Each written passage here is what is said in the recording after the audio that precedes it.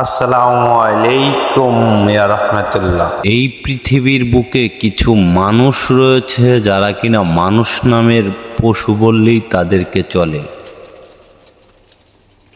এগুলোর ভিতরে কিছু আপন মানুষ হয় এবং কি কিছু পর মানুষও হয়। কিছু কাছের মানুষ হয়, কিছু দূরের মানুষ হয়, আবার কিছু মনের মানুষ হয় এবং কি কিছু বন্ধুবান্ধব, আত্মীয় স্বজন ও প্রতিবেশী তারাও এর ভিতরে রয়। এই মানুষগুলোই একদিন মানুষের কাছে এসে খুব সুন্দর করে তাকে কষ্ট দিতে ভালোবাসে। কিছু কিছু মানুষ পৃথিবীর বুকে যদি কোনো অস্ত্র থাকে তাহলে সেগুলো এই মানুষগুলোর কাছে নিরস্ত্রর মতো হয়ে যায়। কেন বললাম কথাগুলো? পৃথিবীর অস্ত্র দিয়ে হয়তো মানুষকে ধ্বংস করে ফেলা যায়, কিন্তু কিছু কিছু মানুষ আছে যাদের কথা শুনলে সেই পৃথিবীর মানুষগুলোই নিশ্চিহ্ন হয়ে যেতে পারে। অস্ত্র দিয়ে হয়তো আঘাত করা যেতে পারে। অস্ত্রটি ব্যবহার হয় একটি রাষ্ট্রকে আঘাত করার জন্য, আর এই মানুষগুলো সেই অস্ত্রগুলো ব্যবহার করে মানুষকে ধ্বংস করার জন্য। মানুষকে আল্লাহ পাক সৃষ্টি করেছে অনেক সুন্দর করে। সকল ফেরেশতা যখন কিনা আল্লাহ পাকের ইশারায় মানুষের এই দেহটা তৈরি করলো, তখন ফেরেশতারা মানুষের এই মুখটাকে কখনোই বানাতে পারে নাই, এবং কি তার মনের ভিতরে কি থাকবে না থাকবে সেটাও তারা সৃষ্টি করতে পারে নাই। এই মুখ এবং তার দেহ এবং কি তার রুহু, এগুলো সকল কিছুই আল্লাহ পাকের সৃষ্টি। মানুষকে আল্লাহ পাক এতটা ভালোবাসছেন যেটা কিনা 18,000 মাখলুকাতের ভিতরে সকল কিছুই এই মানুষগুলোই সেই মানুষ যেই মানুষগুলো আল্লাহ পাক সৃষ্টি করলেন। 18,000 মাখলুকাতের ভিতরে শ্রেষ্ঠ বানাইল সেই মানবকে। আর এই মানব জাতিকে ধ্বংস করতে বিন্দু পরিমাণ দ্বিধাবোধ করে না। সে মানুষগুলো কতটা মানুষকে ক্ষতি করে সেটা হয়তো আমি আর আপনি যদি নাও বুঝতে পারি, মহান আল্লাহ পাক বুঝতে পারেন।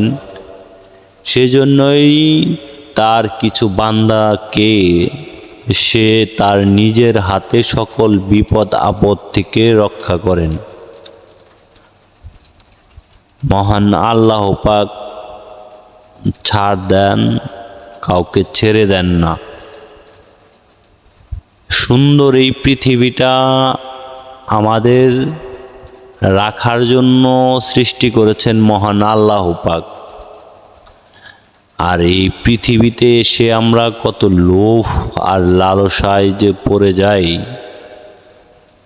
সেটা হয়তো আমরা নিজেরাই বুঝতে পারি না। আমরা কতটা লোভ আর লালসার ভিতর দিয়ে চলে যায় আমাদের জীবনটা।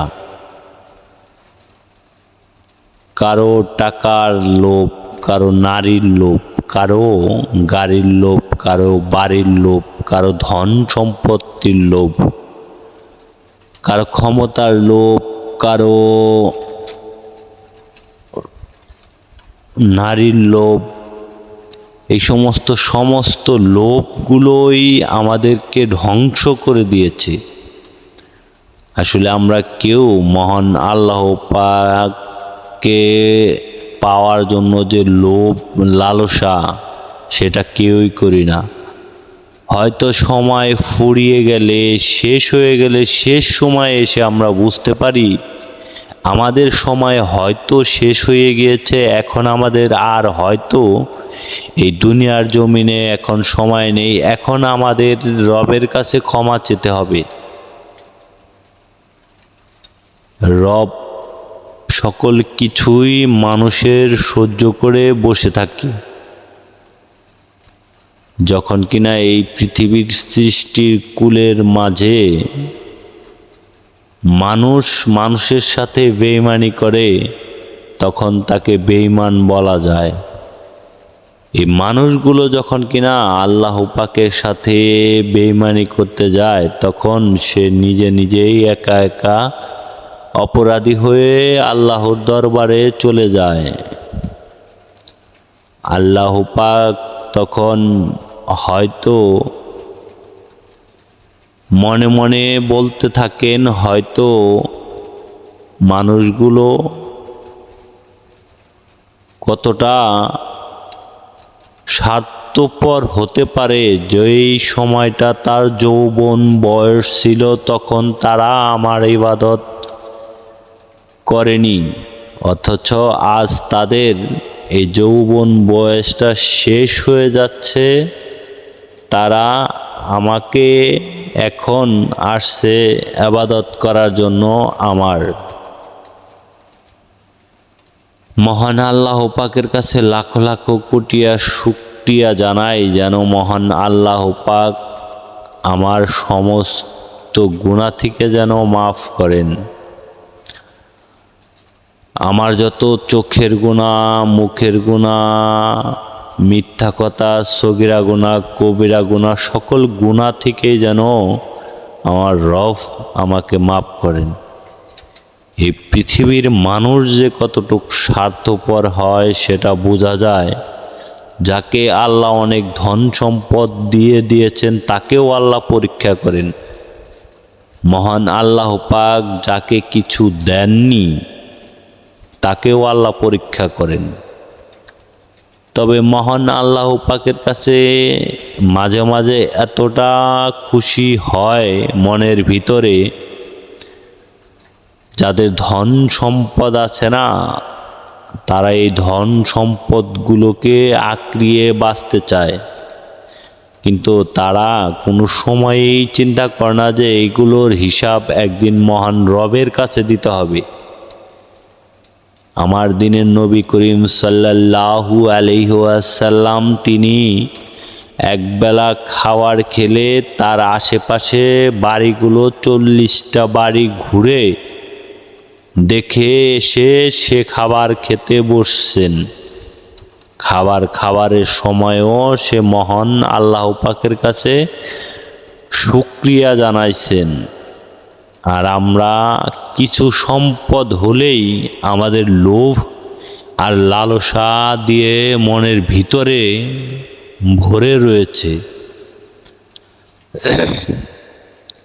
মহান আল্লাহ পাক চাইলে সে দিনকে রাত বানাতে পারে, রাতকে দিন বানাতে পারে। হয়তো সেই মানুষগুলো ভুলে গিয়েছে যে মানুষগুলোর কাছে কিনা ধন সম্পদ রয়েছে। আমাদের এই পৃথিবী ছেড়ে একদিন চলে যেতে হবে। কেউ যদি আমরা এগুলো ভাবি, তাহলে হয়তো আমার এই পৃথিবীতে আমি মানব কুল নিয়ে হয়তো আর জন্মই নিতাম না। এই পৃথিবীটা এমন একটি জায়গা যেখানে কিনা মানুষের প্রত্যেকটা সময়ই মহান রবের পরীক্ষা দিতে হয়। এখানে আমরা এসেছি পরীক্ষা দেওয়ার জন্য। ভালোবাসা এমন একটা জিনিস, মহান আল্লাহ পাকের সৃষ্টি, সেই আমাদের স্রষ্টা। কেউ কাউকে অহংকার করার জন্য আমাদের এই দুনিয়ায় আমরা যেন আসিনি। এই দুনিয়াটা হচ্ছে একটা পরীক্ষার জায়গা, যেখানে কিনা লোভ লালসা সকল কিছুই ত্যাগ করে দিতে হয়। আর একজন আল্লাহর ওলি যারা, তারা আল্লাহর বন্ধু যারা, তারা এগুলোই মানুষকে শেখানোর চেষ্টা করে। যে তোমাদের ভিতরে লোভ আর লালসা কোনো কিছুই থাকা যাবে না, যেগুলো থাকলে কিনা তোমার নিজের ভিতরে একটি অহংকার চলে আসবে। সেগুলো থাকার কোনো প্রয়োজন তোমার ভিতরে নেই। আর এই অহংকার আর লোভ লালসা দম্ভ দূর করার জন্য একজন জানলেওয়ালা মানুষের কাছে আমাদেরকে যেতে হয়, যে কিনা জানে। মহান আল্লাহ পাকের ওলিদের কাছে যেতে হয়, যে কিনা ভালো বুঝে, যে কিনা ভালো জানলেওয়ালা, তার কাছে যেতে হয়। অনেক মানুষ আছে যারা কিনা পীর সাহেবকে মনে করেন যে তারা হয়তো নামাজ কালাম পড়ে না দেখেই তারা হয়তো ভণ্ড হয়ে গিয়েছে, যেখানে কিনা মহান রব বলেছে আমি আমার আমলটুকু তুমি যদি নাও করো আমি তোমাকে ক্ষমা করে দেব, কিন্তু মানুষের সাথে তুমি যদি দুর্ব্যবহার করো সেটা আমি কখনো ক্ষমা করব না। আর সেটা ক্ষমা করার অধিকার আমার কখনো নেই, আমি সেটা ক্ষমা করতে পারবো না কখনো।